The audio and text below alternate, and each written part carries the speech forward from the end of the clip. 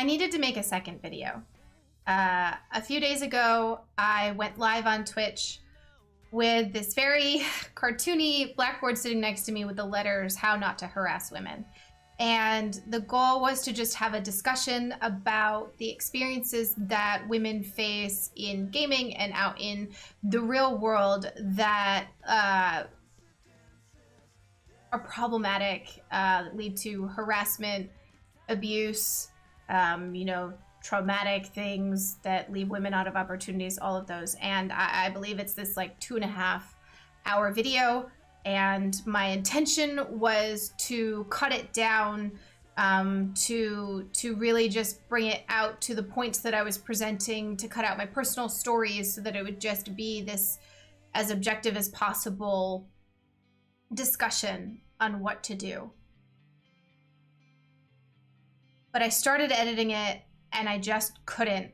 So it's there. It's linked in the video description if you would like to see it. It is long, and I will do my best to timestamp it, but it is there, and it's just one story, and it's just one thought out of many, but it is there. And I started this wrong, and I'm not going to edit this. I don't want this to be edited. So I'm going to take a step back here and say, obviously, this is about the harassment that people face. This is about victims of sexual harassment and assault. This is about how we as a community and as people can help. And part of the reason I'm making this video is because my goal has always been to help, and it's messy, and I've messed up, and no one is ever sure of what to say or what to do or how to handle it.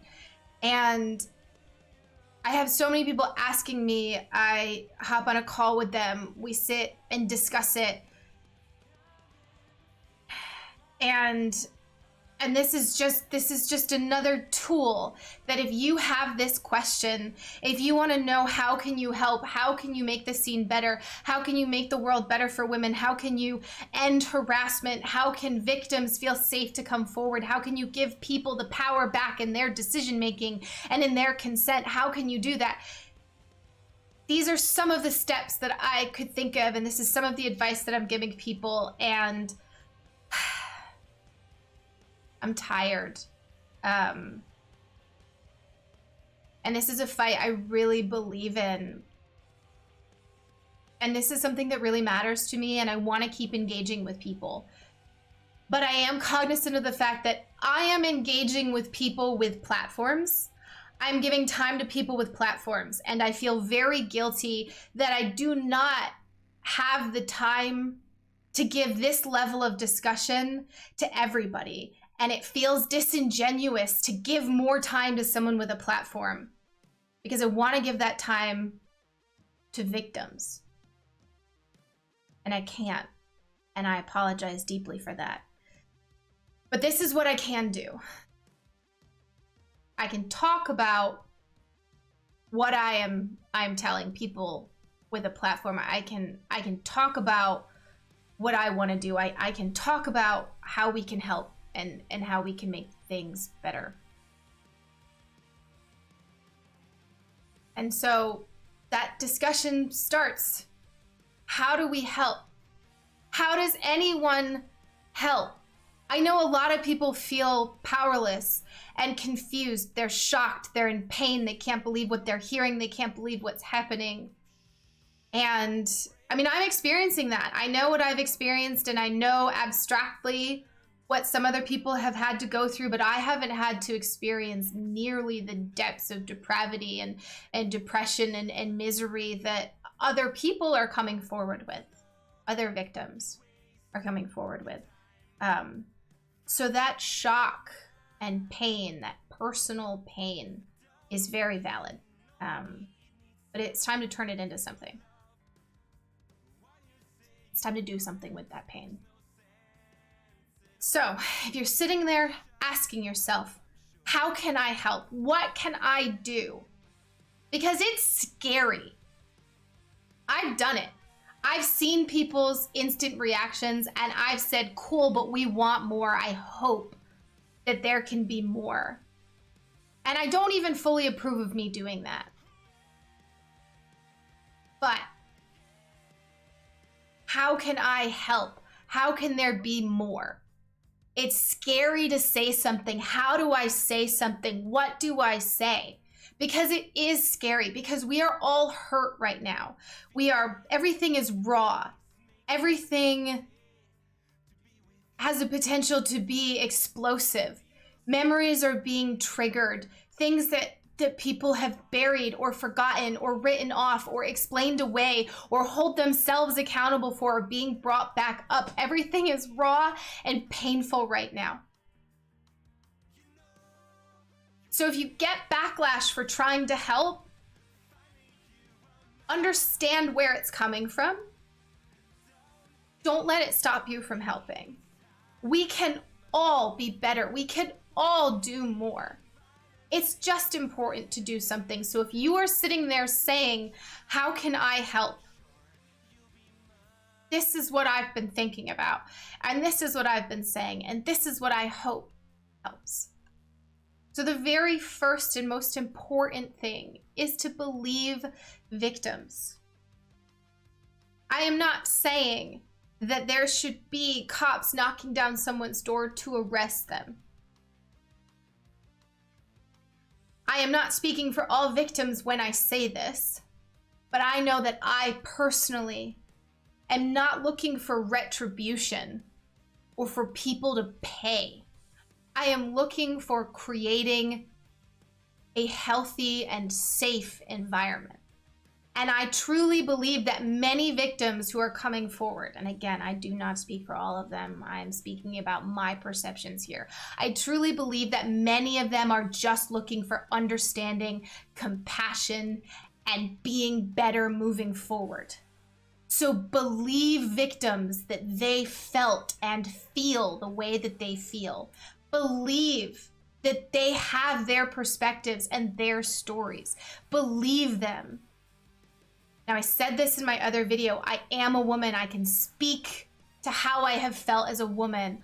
I cannot speak to how men have felt, but I know men who have been harassed and victimized. When I say believe victims, I do not just say believe women.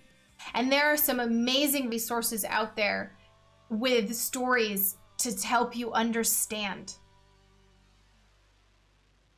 I am going to focus on women, but there are so many victims. Believe them and believe that they are sincere in wanting things to be better. And they are coming forward because they want things to be better for everyone else. Believe them. Now, the next step that's important, and honestly, I feel like you've probably already done that if you're here, is to confront yourself. You have to look and say, what have I done? Am I giving people a fair shot? Am I listening to them? Am I being fair? Am I doing what I can? Am I acknowledging what's happening? Was I problematic in the past? And this is the hardest thing. There's so many things that I don't even know that I've done. I know I'm sure that there is something, multiple somethings out there where if I saw them, like if I went back and saw some clip of 14-year-old me, I'm sure there's dumb things back there. I know there are specific things that I am guilty of, that I have confronted myself with, and that I still continue to come to grips with and fight those instant mental reactions, and those are important. It is okay to be upset with yourself. It is okay to be ashamed of your behavior. It is okay to have made mistakes. And I'm going to say that is depending on the mistake. But you have to confront yourself, and you have to acknowledge what your biases are, and you have to acknowledge maybe that you didn't do everything that you could.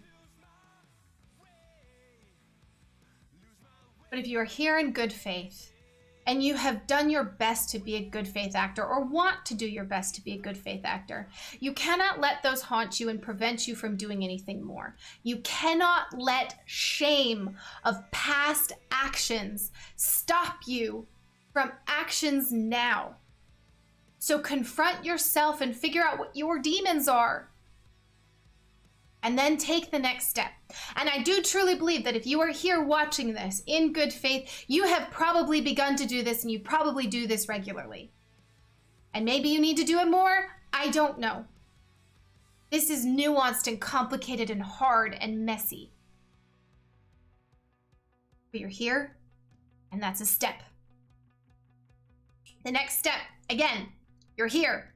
Educate yourself. Now, the burden for this really does always seem to fall on the victims. And like I said, I am doing my best to educate those with a platform. But I am worn out, and it is a lot. And I don't have any truly awful, triggering memories. I cannot imagine what it is like with someone who has something truly awful. But educate yourself. There are so many just endless examples out there. And I started it in May. I have been keeping this tweet chain of examples of things that I've seen on Twitter and Reddit. And I'm gonna link that in the video description because that's the resource that I've got. And I link other people's resources in there, and that's the best one that I have, and that's what I've been curating. So if you wanna go and see story after story after story, and there's a lot of trigger warnings and there's a lot of depressive things, you can see the multitude of what happens. That's one important aspect of educating yourself. That's not everything. I read something that someone wrote that they were uncomfortable with publishing, but they wanted me to see it and give them feedback on it. And they made a comment in there that men are 1 degree removed from the harassment that women face because they themselves do not face the harassment that women face. They might see their girlfriends or their sisters or their wives or their friends face it. They might be in a stack, they might see it in a game, but it's not directed to them. And no matter what, you are 1 degree removed from that harassment. Now, it's sort of a weird thing to say. And I can even see problems with saying it, but it's fine because I think it's practical and I'm looking for practical solutions here. There have been a lot of statements from men about their victimization and harassment. There have been statements from men about how in the moment they froze. In the moment they couldn't do anything. It is my belief that women face these issues more. Does not take away from men facing these issues. So it is hard for me to say, go and read men. However, if it helps you empathize and understand, take that as a step. If you are struggling to understand where women are coming from, look for men's voices and their experiences. Then go back and look at the overwhelming outpour of women's voices as well. Do not stick to one specific groups of experiences, especially if you're having a hard time empathizing with it, because empathy and compassion are one of the most important things here. And whatever it takes to get you there, use those resources and use those tools. Victims' voices matter. And while I was not in tune or understanding, right? Like, I don't understand racial issues particularly well. It is easier for me to read an account from a woman who is also a minority and to understand what she faces and to then move on to general racial issues. That is what helped me start to understand. And my goodness, I'm not even close, but that's a separate conversation. Whatever it takes to get you there, whatever it takes to get you to understand and believe and listen and have compassion and empathy, use those resources. So educate yourself in all of the ways that are available and take whatever path you need. I discussed this in my other video at length. This is very important, but when you confront yourself and when you educate yourself, start acknowledging your power. The person who asks for consent has power. because the other person is afraid of disappointing them. The other person is afraid of a violent reaction. The other person is afraid of negative career or interpersonal consequences. The moment you ask for something, you are assuming some kind of position of power. And I know that seems so tiny and crazy and ridiculous, but it is. If you ask a friend to give you a ride to the airport, that friend has to confront whether or not they'll feel like a bad friend for saying no, even if they are really busy. It is a thought process that happens. When you ask for a favor, you are putting the other person at a disadvantage of disappointing you. So you have to acknowledge your power. And then when you bring in career dynamics and standing and the fact that maybe you are physically larger than someone in a lot of cases, those are all forms of power and they need to be acknowledged. So that when you ask something, you have to give someone very strong reason to believe that they are safe saying no. I ask people for professional favors and I say, hey, this came up last minute.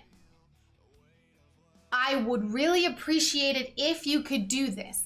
If you cannot, I will make it work with this. I understand you are busy. Please, you are under no obligation to do this. Because I would feel so bad about guilting someone into doing something. That is a very small example of acknowledging the power and expectations you have when you enter any kind of interaction. And I do not want people to feel like this means that they can never date and they can never interact with anyone suddenly and that things are too complicated and hard. Because, again, as I mentioned before, I have dated in this industry multiple times and every single person I have dated has been more important or better connected or whatever than me, and we had explicit conversations. It is not impossible to do, but it is hard to acknowledge. And so that is why I'm going to continue to provide examples and talk about this and acknowledge the power that you have. And there's a second step to this. Even if you personally are like not talking to someone, not trying to establish a relationship with someone, not seeing your girlfriend or wife or whoever get harassed in a Dota game, not seeing racial slurs everywhere. When the conversation comes up, you also have a power in being like those doing the accusing. Like if you are part of the majority group that in general controls things and you do not speak up when something happens, you do have power in that scenario. And that will be some of the things we're discussing with how I can help. But you need to acknowledge power in individual relationships, but you also need to acknowledge power of a platform. This is not me naming and shaming and saying people need to do more and how dare you not do more. This is saying for people who are here and saying, how can I help? Take a look at yourself, your platform, and your power. And what can you do with it? These are some of the things you can do with it. When you address people, when you confront this, when you think about this, focus on the problem. Amplify the problem. Your pain is valid. Your feelings of betrayal are valid. Your shock is valid. But focus on the problem at hand. That harassment is a problem. That women have been bullied out of this industry again and again, that they don't feel safe, that victims aren't believed. Focus on the problem itself. Acknowledge your pain, acknowledge your shock, acknowledge that you don't know what to do. But remember what the problem is. Keep that always there in these discussions, in your reactions. Focus on what truly is important, because that's back up to believing victims, is that I truly believe that when people come forward, they want acknowledgement and recognition that there is a problem. So make sure we are focusing on that problem. And when you focus on the problem, amplify those who experience it. Amplify their voices. Amplify what's happening. Amplify what the problem is. Again, your pain and your shock is awful. Amplify your experiences with harassment. Amplify other people's experiences with harassment. Talk about it. Acknowledge the problem. Make the problem the discussion. Make sure that the problem is what's being talked about. That is what is so important here, is to amplify the victims and the issue at hand. And now this last one's really important, because right now we're watching a lot of discussions happen from people about what's going on, right? It's someone talking to other people about a problem that they themselves aren't like fully engaged with or experiencing, right? And that's good. It is good to have those discussions. It is good to figure things out for yourself. It is good to bring light and attention to issues. However, victims should be included in these discussions. It isn't reading out the awful things that happened to them, but that is making a good faith effort to bring them into the discussion, to include them in the discussion. They should be a part of the discussion. And for those of you who have reached out to me and asked me, I appreciate you. And to those of you I know who are reaching out to victims and women and trying to understand and trying to figure out what they can do, that's wonderful. And like I've said, we are tired. The burden often falls on the victims to do the explaining and the education. So they might say no. Might be hard for them.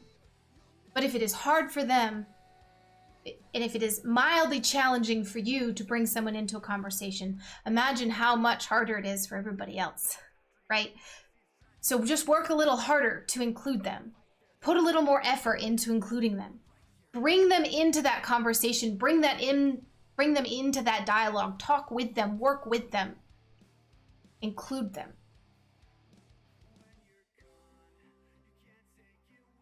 This one's really important. Again, discussed in the other video, but we're gonna bring it up here again. Hold your peers accountable. Have those hard discussions. You don't have to go after every single thing all the time. That's exhausting and that's tiring, and I'm not saying that you have to be a constant crusading warrior, but hold your peers accountable. If you're holding yourself accountable, if you've done the work, help them do the work. Take some of that burden off of victims to do that educating and that accountability, and hold them accountable. And that's not saying attack them. That's not saying come out with pitchforks. That's saying have a good faith discussion. Try and engage in good faith discussions. Try and do what you can to at least bring them to the table and share resources for them. Hold them accountable. And if you have concerns, and if people express concerns, look deeper. I think we've seen a lot of people expressing that they wish they had done that. And I'm not going to let people off the hook. Yeah, people should do that. That should be expected. We cannot change the past, though. So for now, moving forward, hold your peers accountable. Hold yourself accountable. Hold everyone else accountable. And challenge them. Educate in your circles. Share resources. Doesn't have to be this resource. I don't care if I get 1 view, 200 views, whatever. You can paraphrase and share what you've learned. You can link tweets. You can bring someone else in and ask them to share their story. Educate. Do what you can in your circles to educate. And harness your power. So I talked about acknowledging your power, harness it. Know that you have the power to speak, that you have the power to confront people, that if you have a large platform, you can use that to be a role model.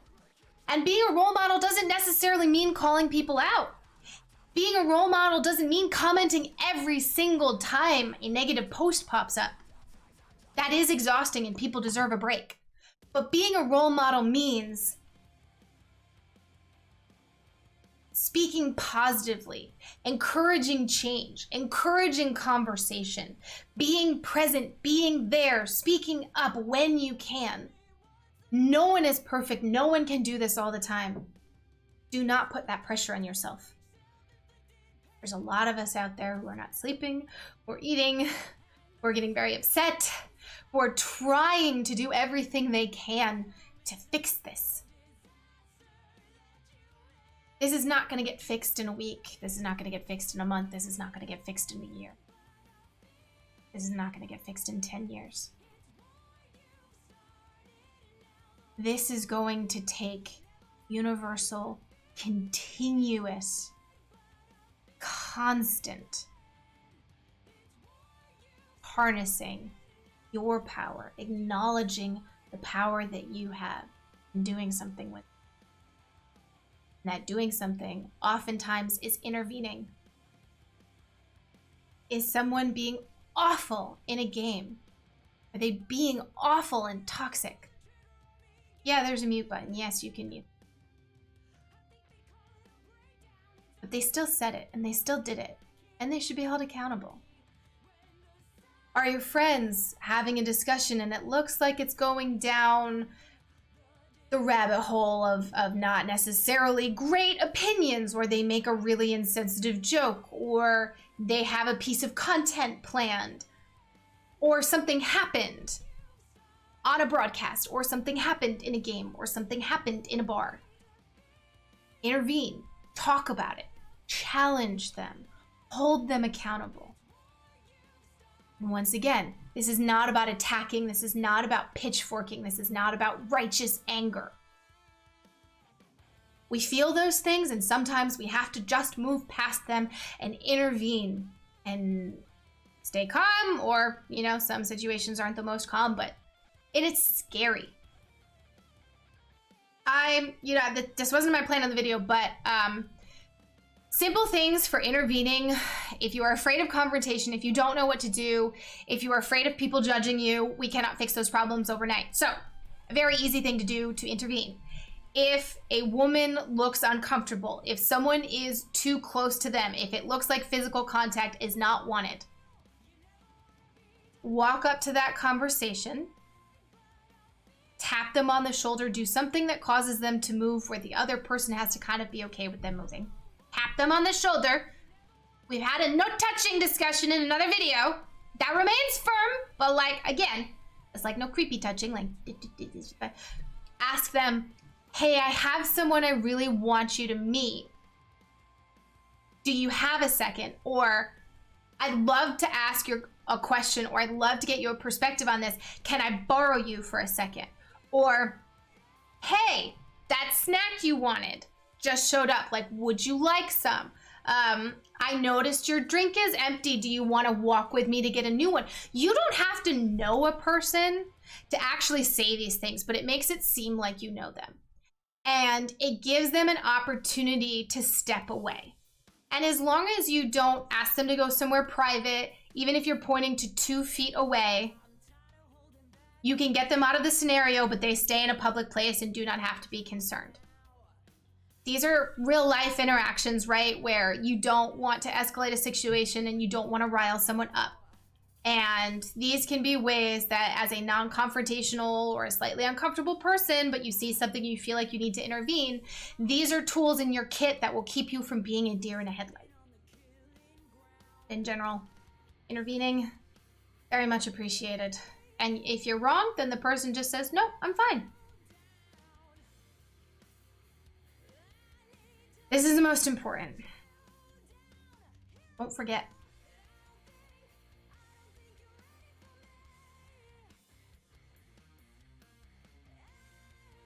Do not forget.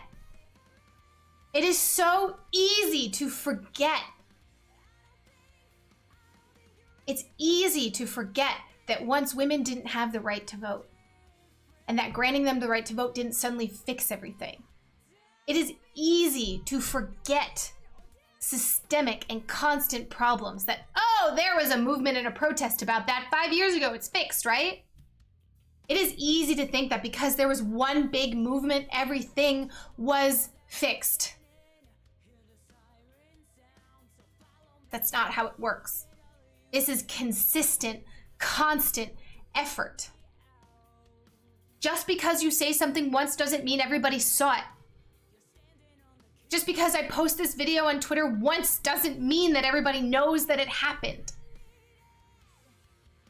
Just because there's one movement in Dota or in video games that talks about the harassment that women face, that talks about victims and toxicity, it doesn't fix it. This is consistent. We need more voices at the table, always. If you are at an event, if you have any decisions in hiring talent, if you have any decision-making power in deciding who sits at the table, advocate for a more diverse table.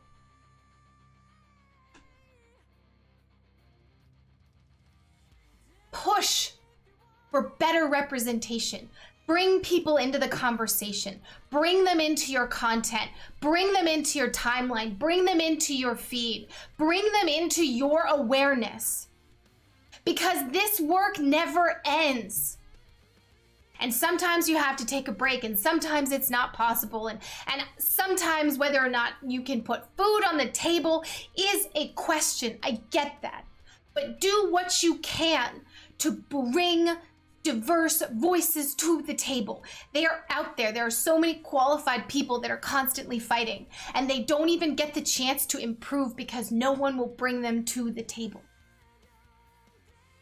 Do not forget about these stories. Do not forget about the people who have ruined their careers to bring this to light. Do not forget about the pain that you felt unlearning all of this, and do not forget about the endless pain that people have felt. Do not forget. Do not stop asking questions. Do not stop holding people accountable. Do not stop harnessing your power. Do not stop acknowledging your power. Do not stop confronting yourself. It does not have to be every single Instagram post. It does not have to be every single retweet. It does not have to be every single conversation you have. But you know now.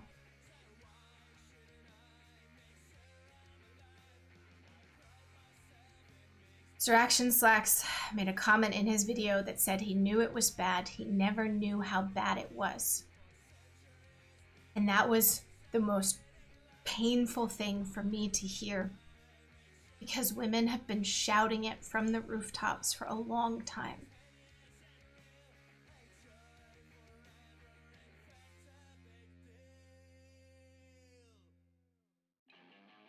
And it is not a judgment or an incrimination on those who didn't understand. It's a reflection on how upsetting it is that a space that we love didn't know. They do now.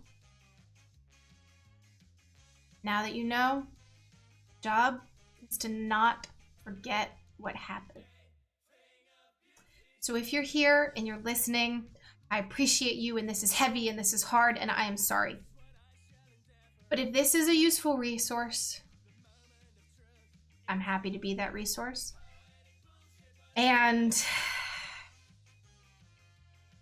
I will be honest, a lot of me just wants to play Dota and have fun and joke around and everything, and